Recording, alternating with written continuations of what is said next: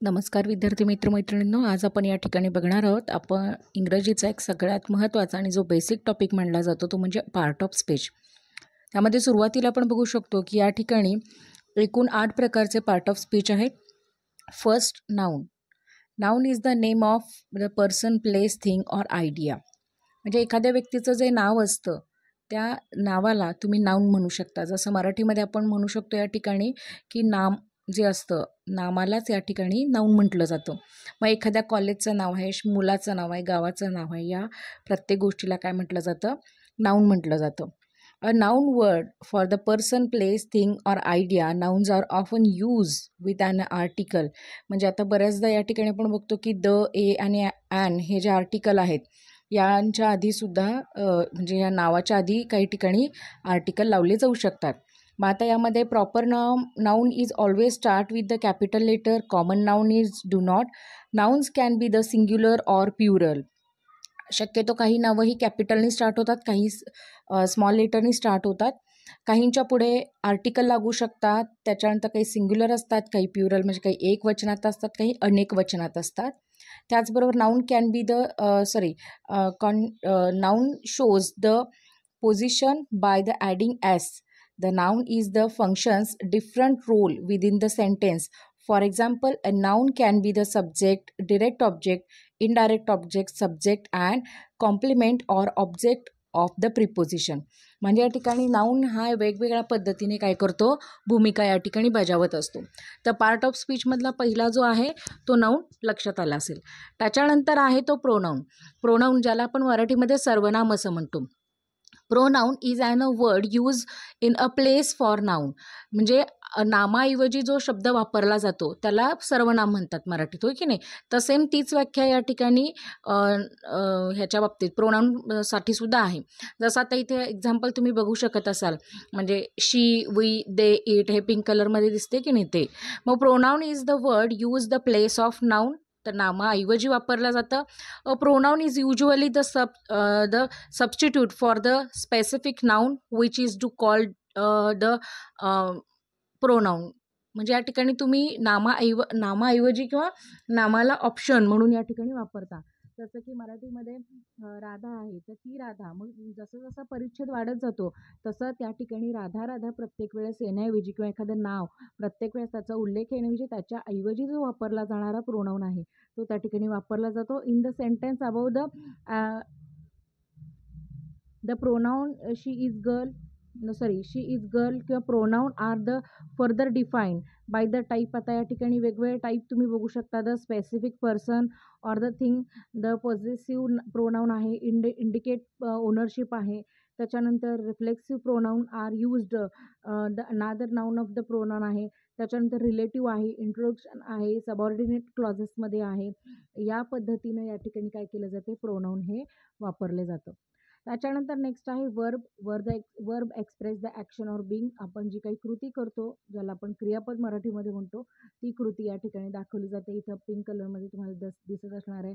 Jump, is, right, became या पद्धतीचे जे वर्ड्स असतात त्या ठिकाणी वर्बला रिफ्लेक्ट करतात. The verb is in the sentence express the action or being. There is the main verb and the sometimes the one and more helping verb. She can sing या पद्धतीचे जे वर्ब असतात याच्यामध्ये sing is the main verb and can is the helping verb. मग helping verb आणि वर्बमध्ये थोडासा फरक आहे. आता तुम्ही ग्रामर जसे पुढे शिकत जाल तसं हेल्पिंग वर्ब जे आहेत की नाही बाळांनो त्याच्यामध्ये am, is, are, was, were, can, could, may, might, do, does, did यांचासुद्धा वापर केला जातो. मग ते जे काही प्रकार आहेत ते फार वेगळे आहेत. आणि हा जो काही प्रकार आहे याच्यामध्ये वर्ब, हा जो वर्ब आहे याच्यामध्ये फक्त आणि फक्त कृती दिसते. म्हणजे शी कॅन सिंग याच्यामध्ये सिंग हा जो काही वर्ब आहे तो या ठिकाणी मेन वर्ब आहे आणि जो काही कॅन आहे तो काय आहे, हेल्पिंग वर्ब आहे. Verb must agree. Its the subject in the number. Both are the singular and both are the plural. The verbs can be take a different forms of the express the tense. आणि verb जे helping verb आहेत किंवा जे verbs main verb म्हणून काम करतात ते या ठिकाणी बहुतांश वेळेला म्हणण्यापेक्षा बऱ्याचदा टेन्स रिफ्लेक्ट करतात. त्याच्यामुळे ती कृती नेमकी कोणत्या काळामध्ये घडलेली आहे हे आपल्याला समजतं. Next is the adjective. Adjective the मॉडिफाईंग the describe the noun pronoun. मग या ठिकाणी ज्याला आपण मराठीमध्ये विशेषण म्हणतो म्हणजे नाऊन जे आहेत किंवा जे प्रोनाऊन आहेत त्यांच्याबद्दल जरा एक्स्ट्रा इन्फॉर्मेशन दिली जाते. जसं आपण मराठीमध्ये विशेषणाची व्याख्या काय बरं करतो, तर नामाबद्दल विशेष माहिती सांगणार आहे. नामाऐवजी वापरल्या जाणाऱ्या शब्दाला प्रोनाऊन म्हणजे सर्वनाम म्हणतात. पण त्याच नामाबद्दल किंवा त्याच सर्वनामाबद्दल आपल्याला विशेष माहिती सांगितली जाते. त्याला जसं विशेषण म्हणतात तसं इंग्रजीमध्ये त्याला ॲडजेक्टिव्ह म्हटलं जातं. जसं की प्रिटी, ओल्ड, ब्ल्यू, स्मार्ट असं स्पेसिफिक काहीतरी सांगितलं जातं. The adjective the word is used to modifying or describing the noun or pronoun. It usually the answer question which can be kind and how many the like. जसं की या ठिकाणी Radha is very tall girl आहे. ठीक आहे. हे एक example आपण बघूयात. मग तर ती कशी आहे? हाऊ इज शी असं म्हटलं तर या ठिकाणी टॉल हे आन्सर येतं. म्हणजे जे जिथं क्वेश्चन्स प्रिपेअर होतात, या ठिकाणी त्या पद्धतीनं काय करू शकतो आपण या ठिकाणी ॲडजेक्टिव्ह जो आहे तो समजून घेऊ शकतो. त्याच्यानंतर आहे adverb. Adverb is modifying describe the verb and adjective the another adverb. जसं की जेंटली किंवा एक्स्ट्रीमली, केअरफुली, वेल. ॲडवर्बबद्दल एक्स्ट्रा इन्फॉर्मेशन या ठिकाणी दिली जाते. The adverb describe the modifying the verb and adjective and अनादर ॲडवर्ब बट नेवर नाऊन. नाऊनबद्दल नाही सांगितलं जातं, तर ॲडवर्बबद्दल सांगितलं जातं. एक्स्ट्रा इन्फॉर्मेशन या ठिकाणी दिली जाते. फॉर एक्झाम्पल आपण बघू शकतो या ठिकाणी की त्याचं जे युज्युअली जे क्वेश्चन जो काही आन्सर असतो त्याच्यासाठी क्वेश्चन कुठला विचारला जातो, तर when, where, how, why and what the condition and or to what the degree. Adverb often the LY. एलवायनी शक्यतो जे काही वर्ड येतात ते शक्यतो म्हणते ते ॲडवर्बचे असतात आणि मग त्यांना या पद्धतीने व्हेन, वेअर, हाऊ, वाय आणि अंडर व्हॉट द कंडिशन या पद्धतीने जे क्वेश्चन विचारले जातात आणि त्या क्वेश्चनच्या विचारल्यानंतर जे आन्सर पुढे येतं ते म्हणजे काय असतं, ॲडवर्ब असतं. आता तुम्ही जेंटली इथं बघू शकता, केअरफुली, एक्स्ट्रीमली या पद्धतीचे जे वर्ड्स आहेत त्या ठिकाणी ॲडवर्ब दाखवतात. त्याच्यानंतर या ठिकाणी आपण नेक्स्ट बघूयात प्रिपोजिशन. प्रिपोजिशन तर सगळ्यांनाच माहिती आहे त्या ठिकाणी. द प्रिपोजिशन या ठिकाणी the place before the noun the pronoun from this phrase the मॉडिफाईंग अनादर वर्ड्स इन द सेंटेन्स. जसं की आता बाय, विथ, अबाउट, अंटिल. म्हणजे आपण जे काही प्लेस स्पेसिफिक सांगतोय त्याबद्दल अजून एक्स्ट्रा इन्फॉर्मेशन सांगितलं म्हणजे डिटेलमध्ये सांगितलं जातं. जसं की बाय आहे, विथ आहे, इन, आउट या पद्धतीचे जे वर्ड्स वापरले जातात की नाही, विदिन वगैरे, तर हे सगळे प्रिपोजिशनमध्ये येतात. The preposition the word place before the noun or pronoun म्हणजे किंवा ते नाउनच्या किंवा प्रोनाउनच्या आधी येतं आणि ते modifying the another word of the sentence. Therefore the preposition always the part of the prepositional phrase. The prepositional phrase is almost always to functions the adjectives or the adverb.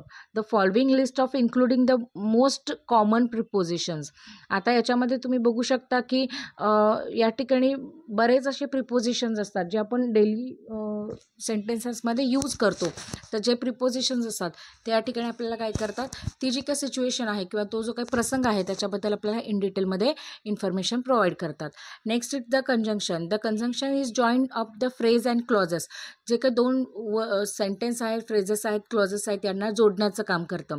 यामध्ये आपण बघू शकतो की and, but, or, while, because यांनी ते जोडले जातात. The conjunction joins the words, phrases, clauses and indicates the relationship between elements join. त्या दोघांच्यामध्ये काही ना काहीतरी सहसंबंध असतो आणि म्हणूनच ते सेंटेन्स त्या वर्डनी काय केलं असतं, जॉईन केलेलं असतं. आता या ठिकाणी ग्रॅमॅटिकली इक्वल एलिमेंट्स कुठले आहेत तर त्याच्यामध्ये and, but, or, nor, for, so, yet. The subordinating conjunction are connected to clause. आता सबऑर्डिनेट आणि मेन जे काही आहेत ते असे दोन प्रकार याच्यामध्ये पडतात.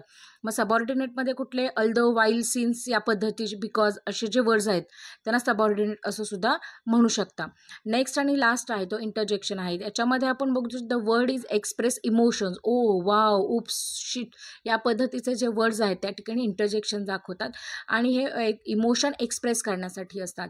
याच्यामध्ये एकदम अचानक आलेले, जसं आपण या ठिकाणी अबब, अरे रे, अरेच्चा या पद्धतीचे जसं मराठीमध्ये शब्द वापरतो तसं इंग्रजीमध्ये सुद्धा वापरताना या ठिकाणी इंटरजेक्शनचा वापर केला जातो.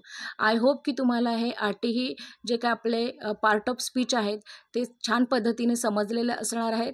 आणखीन जर तुम्हाला या ठिकाणी काही महत्त्वाची माहिती हवी असेल तर या ठिकाणी तुम्ही नक्की कमेंट करू शकता. त्याचबरोबर या ठिकाणी पार्ट ऑफ स्पीच नंतर आपण लगेचच या ठिकाणी टेन्स जे काही आहेत ते या ठिकाणी आपण बघणार आहोत. त्यामुळे चॅनलवरती नवीन असाल तर प्लीज चॅनलला सबस्क्राईब करून ठेवा जेणेकरून अशाच नवनवीन व्हिडिओ सगळ्यात आधी तुमच्यापर्यंत पोहोचेल. धन्यवाद.